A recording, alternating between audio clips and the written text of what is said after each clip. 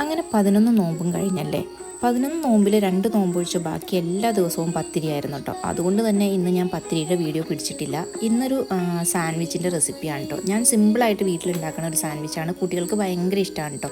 സവാളയും ക്യാരറ്റും ക്യാപ്സിക്കവും നല്ലതുപോലെ ഒന്ന് സോട്ട് ചെയ്തതിന് ശേഷം നമ്മൾ വേവിച്ച ചിക്കൻ കൂടി ഇട്ട് കൊടുത്തിട്ട് കുറച്ച് മുളക് കൂടി ഇട്ടൊന്നും കൂടി സോട്ട് ചെയ്യുക കേട്ടോ. എന്നിട്ട് നമുക്ക് ഒരു ചീസിൻ്റെ ക്യൂബും കൂടി ഇട്ട് കൊടുക്കാം. എന്നിട്ട് വേറൊരു പാനടുപ്പത്ത് വെച്ച് ചൂടായി കഴിയുമ്പോൾ ബട്ടർ തേച്ചതിന് ശേഷം നമുക്ക് ബ്രെഡ് ഒന്ന് നമുക്ക് ടോസ്റ്റ് ചെയ്തെടുക്കാം കേട്ടോ.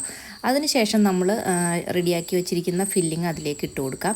എന്നിട്ട് നല്ലതുപോലെ ഒന്നുകൂടി പാനിൽ വെച്ച് വേണമെങ്കിൽ ഒന്നുകൂടി നമുക്ക് ടോസ്റ്റ് ചെയ്യാം, ഇല്ലെങ്കിലും കുഴപ്പമൊന്നുമില്ല. എന്നിട്ട് നമുക്ക് ഇതുപോലെ കഴിക്കാം കേട്ടോ. നല്ല അടിപൊളി ടേസ്റ്റാണ്. ഒരു പ്രാവശ്യമെങ്കിലും ഒന്ന് ഇങ്ങനെ ട്രൈ ചെയ്ത് നോക്കുക കേട്ടോ. അപ്പോൾ അടുത്ത പരിപാടി എന്താ, നിരനിരയായിട്ട് ടേബിളിലേക്ക് പോകുക തന്നെ. 6:30 ആയപ്പോഴേക്കും നമ്മൾ എല്ലാം സെറ്റാക്കി വെച്ചതിന് ശേഷം ടേബിളിലേക്ക് എല്ലാം സെറ്റാക്കി കൊടുത്തിട്ടോ. ആദ്യം തന്നെ നമ്മൾ കൊണ്ടുപോയി വെച്ചത് ഈ സ്പെഷ്യൽ സാൻഡ്വിച്ചാണ് കേട്ടോ. അപ്പോൾ ഒന്ന് ട്രൈ ചെയ്ത്